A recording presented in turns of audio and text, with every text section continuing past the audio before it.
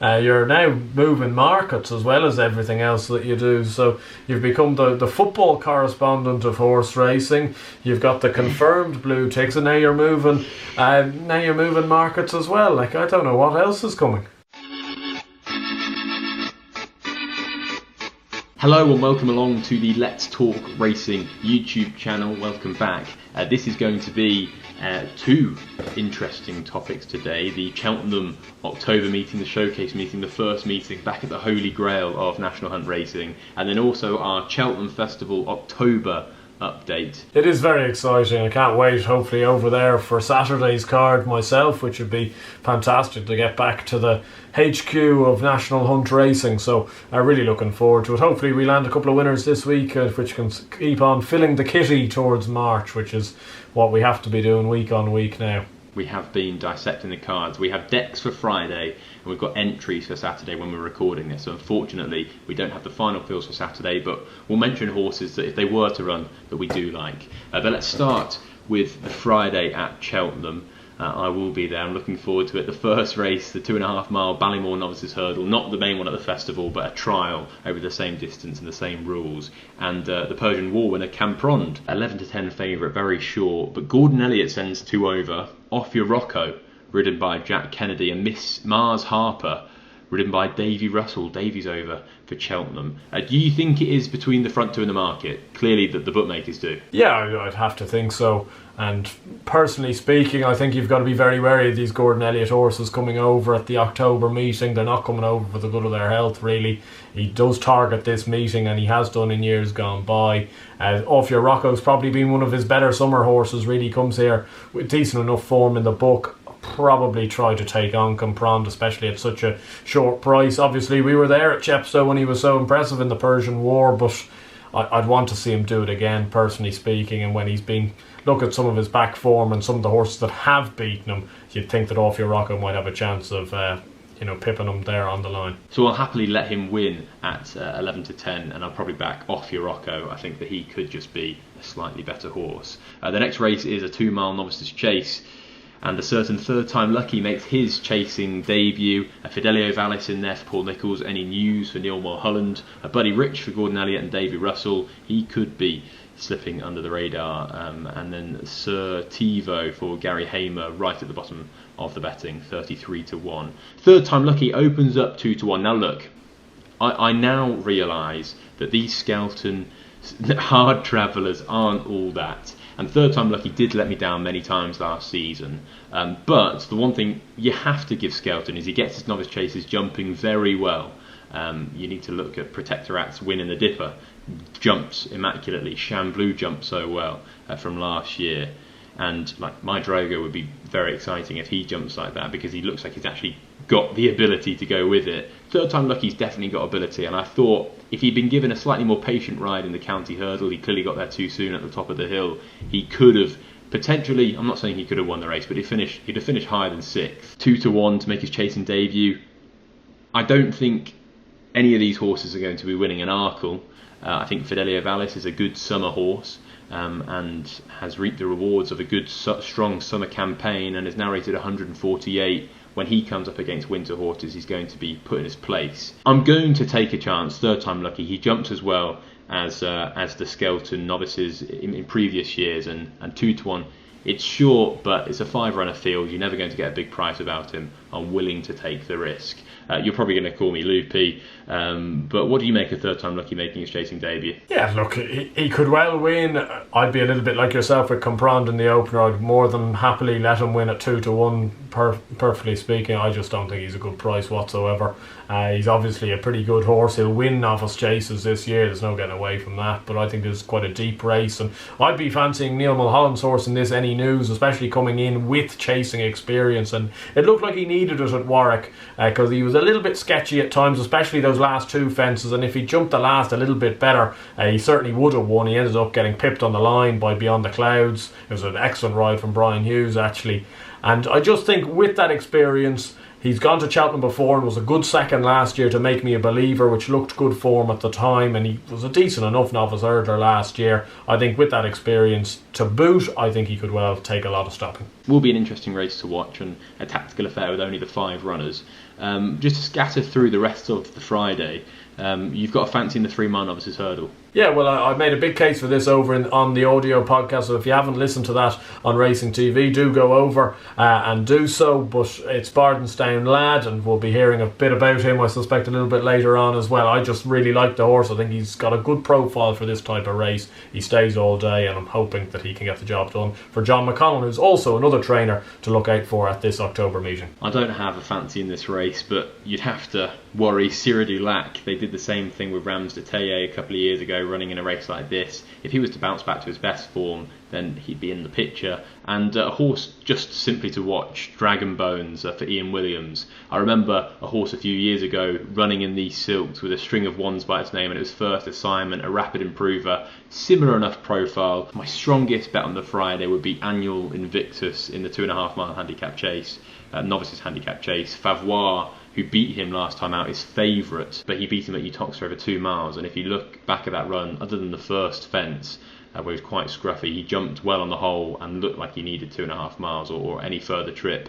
And Chris Gordon's horses aren't generally 2 milers. So Annual Invictus, 5-2, again a fiver on a field, you're not going to get a brilliant price. But I'm willing to take the chance with him. What would be your other strong selection on the Friday? Well, probably, as I said, Bardenstown lad would be the strongest, and a couple of each way plays maybe in that big amateur riders handicap chase as well, near enough the end of the race. I think it's interesting to see with a horse we were able to go down and see, Christian Williamson. We saw waiting patiently, being ridden around all the fields and all the hills. We saw The Future Is Bright right behind him, and I think they've had a couple of targets in mind with him, and it's just interesting to see Rob James booked. I think that's a very eye-catching booking, him taking £5 off. He's near enough the bottom of the weights as well, and he was a progressive horse last year. I think one could certainly classify it as a quiet run behind Brave Man's Game last time out, when obviously he's not up to that standard. He's rated 114. He wouldn't be up to that standard, but he's got a good chance in this sort of a race.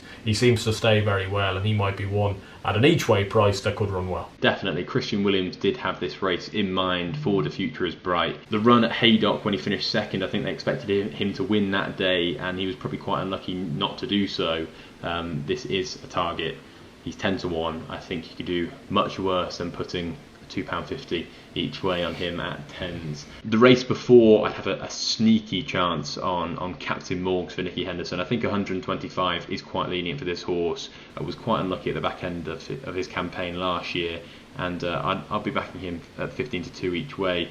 And then in the maiden hurdle, no prices are up yet, but it's going to be intriguing to see Go Dante make his hurdling debut in the same race that Thomas Darby won before going on to finish second or third in the Supreme Novices Hurdle that year. On the Saturday, it's good racing as well. ABW is going to be in the house, so he wants to be kicking it off with a winner.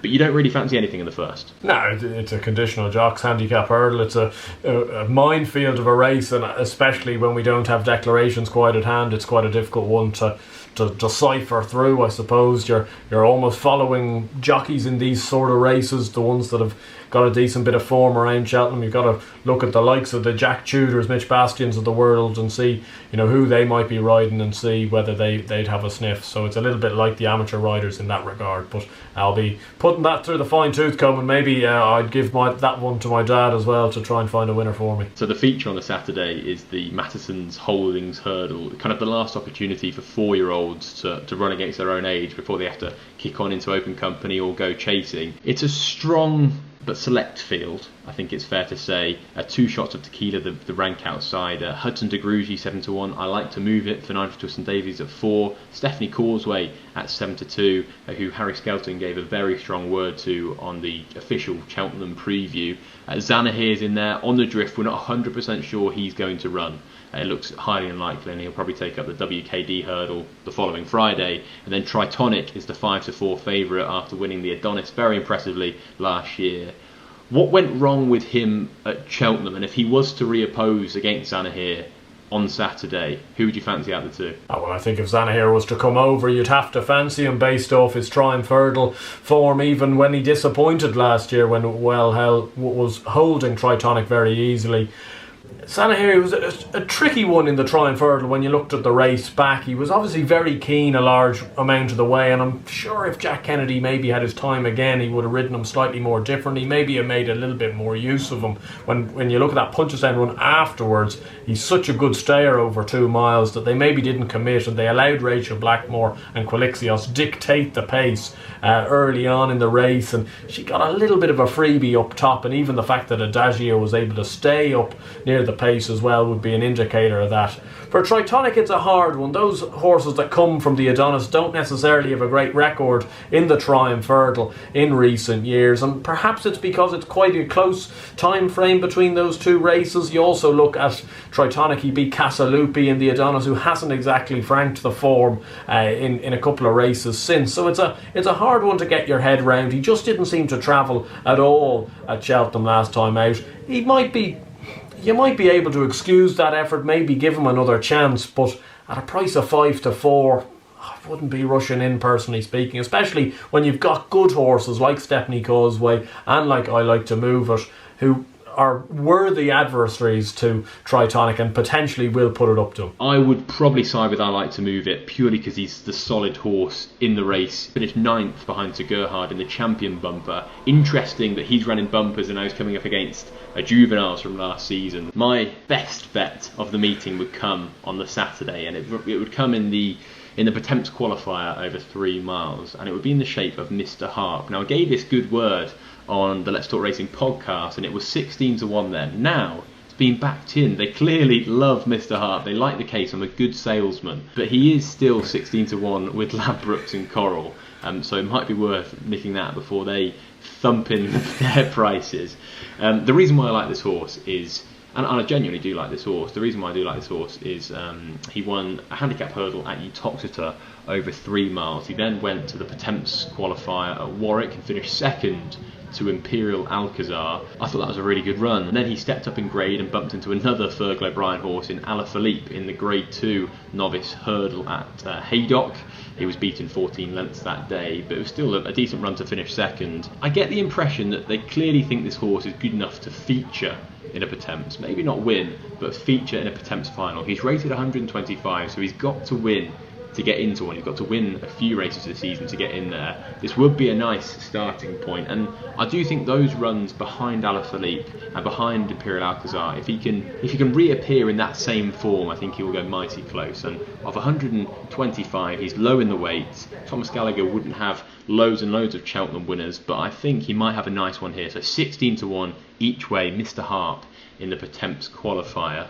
You know, you've made a compelling case, and obviously people have sharked in on Paddy Power because he's into 8-1 in some places. So you're now moving markets as well as everything else that you do. So you've become the football correspondent of horse racing. You've got the confirmed blue ticks, and now you're moving markets as well. Like, I don't know what else is coming. I actually quite like winning that Pertemps qualifier as well. I think Edison Kent, if he comes over for Jesse Harrington, would have a good chance. Jesse Harrington likes having runners in the Pertemps and won a similar enough contest with a mare called Silver Sheen not too long ago. It was around 2 years ago now over in Cheltenham. So I think that's something to just bear in mind with Edison Kent as well. He split Bartonstown Lad and Tully Beg last time out at Navan. He's a bit of a hot and cold horse, I will admit that. He's won a maiden hurdle, then ran 2 stinkers, and then ran a great race behind Tully Beg. So you don't know which one might turn up off him, but he's a 5-year-old. He's running off 127. I think he might run very well. He's around 10-12-1. And now let's move on to the Cheltenham Festival October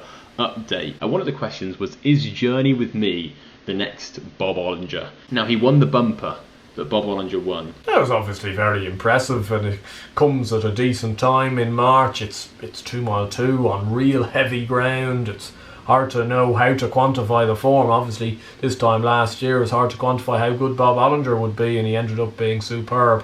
Whether people are slightly getting a little bit ahead of themselves maybe because of Bob Ollinger with this horse, I'm not so sure. I certainly would want to be proven that he's as good as people are maybe making him out to be. I think a good comparison would be looking back on that Bob Ollinger bumper compared to Journey With Me. With all that being said, at this stage of their career, I think they're two very different types. Here you can see Bob Ollinger. It was soft to heavy at Gowran. Katoon Tara on the left for Willie Mullins. She's not been seen since. And Coccolino on the right, Gordon Elliott, rated 130. I'd actually be quite interested in him if he was to be campaigned towards a county hurdler or Martin Pipe. Lightly raced and beat Brahma Bull in a maiden hurdle last season. But you can see here, Bob Ollinger quickens really nicely. He shows plenty of speed, and you can tell that he'll have no problem mixing it with those top 2 milers. And in contrast, you look at Journey with Me, it's heavy this day, bear that in mind, but he's a real galloper. He didn't particularly quicken, he just sustained that strong gallop, and I do think the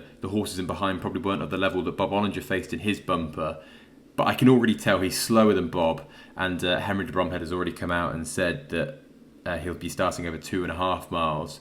And don't forget, Bob Ollinger started over 2 miles against champion bumper winner Fernie Hollow, so that tells you exactly what Henry thinks. Definitely Journey with Me is a slower horse than Bob Ollinger. He could be a very smart horse. To me, he looks like a 3-miler. Don't get me wrong, Patrick Mullins didn't press any buttons that day at Gowran Park, and I'd like to see him come out, show some speed, and then we can have a different conversation about him. But purely on those 2 bumper performances, 2 very different types of horses, and one is a lot quicker than the other. So for me, Journey with Me, definite a 3-miler down the line. Whether they go that route this year, and he's an Albert Bartlett horse, he's definitely not a Supreme Novices Hurdle horse. I would have my doubts with Journey with Me. The next question is the Boss's Oscar a potential Ultima horse? Now, we saw him finishing second behind Bustleton on his chasing debut. What did you make of that run? Yeah, it was a decent enough run from the Boss's Oscar. He looked like he needed to blow some of the cobwebs off, really. Obviously, Bustleton ran him into the ground from the front, but I don't think Connections will be too disappointed by that effort either. He jumped pretty well in the main. He's the type of horse that will have plenty of options come the festival. I know Gordon Elliott has also outlined that he might be a national hunt chase horse. You'd want to see him run a couple more times, I think. I think you need to be made of tougher stuff to be a national hunt chase horse. You need to have run, I think, 4 or 5 times. And whether he's going to run out of runs almost to be as equipped for that, I'm not so sure. But he's the type of horse you'd want to keep the right side of. Obviously, finishing second in the Pertemps last year off such a big weight. He was giving Mrs. Milner over a stone that day. Mrs. Milner's obviously a pretty good mare in her own right. To finish second that day was a real excellent effort, and he's certainly not one to be giving up on, even at graded level this year over fences. You definitely write off for Kim Muir at the Cheltenham Festival. His handicap mark will not allow him to run in that race. The Ultima would be an interesting option. It would depend on what he's done this season, and I think early on you will know what the plan is with this horse. If he can't notch up a few wins in novice chases or beginner chases, then maybe they are looking at a handicap at the festival. Whether if he does come out and win impressively, then he's going to be running in those graded races, those graded novice chases, the likes of the National Hunt Chase or even the Brown Advisory. Another impressive horse in the last couple of weeks was My Mate Mozzie, making his hurdling debut, a horse that you're fond of, you put up in that cricket score of a 4 to follow series so far. We're waiting for the good horses to come out. That's my excuse. Fingers crossed they do. I was impressed. The second for Jesse Harrington was a good flat horse. I think a rating near 100, if not slightly over 100, and he put him away quite comfortably. A lot to like. Yeah, there was a real lovely amount to like about this My Mate Mozzie. Jumped super from the front as well, which is a nice trait for a young horse. Obviously came well regarded to Gavin Cromwell, having won a point-to-point for Mags Mullins and won a bumper really impressively at the Punchestown Festival last year. The thing to really bear in mind about that Punchestown Festival bumper victory was Gavin Cromwell's horses ran like drains all week, and this horse still absolutely dotted up. He then finished second in a flat maiden before this hurdling debut. He beat Barbados, as you said, Josh, who's a really good horse on the flat, and had just come from absolutely thrashing Mount Leinster in an amateur riders flat race at Listowel, I think, at the Harvest Festival. So there was real good pedigree in that win of 8.5 lengths. It was an absolute country mile back to the rest of them as well. Looks a real taking horse. I don't know how they'll campaign him this year. Obviously Gavin Cromwell won the Bartlett last year. This horse has got too much speed to be running in a Bartlett, I believe. Whether he runs in a Ballymore, whether he even goes to Cheltenham at all, I'm not so sure. But I'm sure they'll be looking for maybe a Grade 3 listed race or a Winners of One race next time out to try and I suppose, put together a decent enough CV before maybe taking on a Grade 1 at maybe the Dublin Racing Festival, or maybe over Christmas the 2 mile novice hurdle at Leopardstown would seem like a good option there as well, or maybe the Deloitte hurdle when it comes to the Dublin Racing Festival. But a really exciting horse, and I just can't get enough of him. And that hurdling debut, like, if that doesn't get the juices flowing, Josh, I do not know what will. I was excited, and he wasn't even one of my picks in the 4 to Follow series, and I was still cheering him home. The next question was about the depth of novice hurdlers this season. Some of the top trainers have so many exciting horses going into it. The likes of Nicky Henderson has John Bon, I Am Maximus, Firestep. He's been talking up. Walking on Air. The likes of Willie Mullins with all those horses that he inherited from Gordon Elliott and Cheveley Park. Grange Clare West, Dark Raven even for Simon Manure, and then you've got those standouts in Sir Gerhard and Kilcrut, the bumper horses from last year. O'Toole for your man Stuart Crawford. There are a few though that are highly rated that maybe have slipped under the radar. I thought one of them was Dysart Dynamo, and I know you like this horse as well. The way he's won his first 2 bumpers has really been very impressive. He obviously won at Clonmel when coming clear of a Sam Curling horse, and they were again a country mile back to 3rd that day, and he was very keen that day. And this is the thing that's a little bit frightening about Dysart Dynamo, I think, is I don't think we've got anywhere near the bottom of the ability level with him, because he's so keen early on in his races. He reefs, he pulls, and yet he stays so well, which would indicate maybe a step up in trip over hurdles might see him to best effect. I'm hoping, they usually say with these good bumper horses that you put obstacles in front of them and they sometimes can therefore become a little less keen. They've got something to concentrate the mind, something to keep them always, in plan B, always thinking ahead. And I think that could really suit Dysart Dynamo. He's still as big as 16 to 1. For the majority of the races at the Cheltenham Festival. Which one do you think you go to? I think he'll go to the Ballymore, personally speaking. I think I had a question just to me personally the other day on Twitter about whether he would go off and run in the Albert Bartlett. There is not a Scooby's chance this horse is going to run in the Spuds race. There is absolutely no chance. You could bet your bottom on that. He'll either be running in the Supreme or the Ballymore. It's just the way he hits the line in bumpers that would indicate you might want to step him up in trip. But to be honest, he looked to have plenty of pace as well, and he's a frightening prospect, really. And I said this on one of my videos a couple of days ago, Josh. I think he'll be better than at least one of Sir Gerhard or Kilcrut, or potentially even both of them. Strong opinion, just how we like it.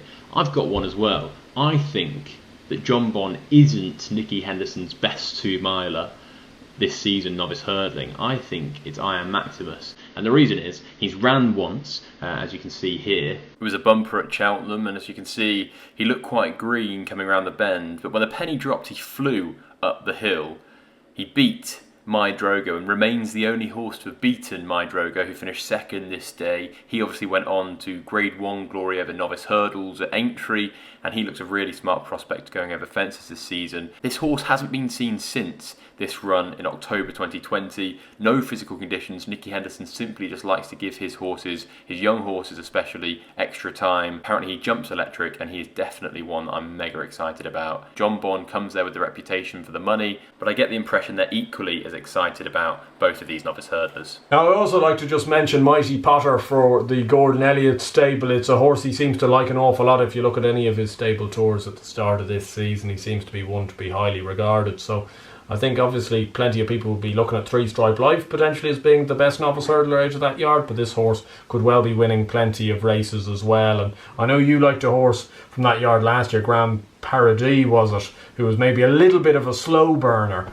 slow learner on the job, but looked a really nice prospect come the end of the season. And the Mighty Potter might be a little bit similar. He's only a 4-year-old going 5, so maybe don't expect him to run in a Cheltenham race this year, but he'll win his fair share of prize money. Completely agree. I suppose Gordon Elliott's most exciting novice hurdler would have been American Mike, but he's staying in bumpers. Could he be Gordon Elliott's champion bumper horse? It's now time to put up a horse for the Cheltenham Festival. In our October update, I was dubious to put this horse up because I didn't think the price was brilliant, but I've got to tell you, and I mentioned it briefly earlier, about Coccolino.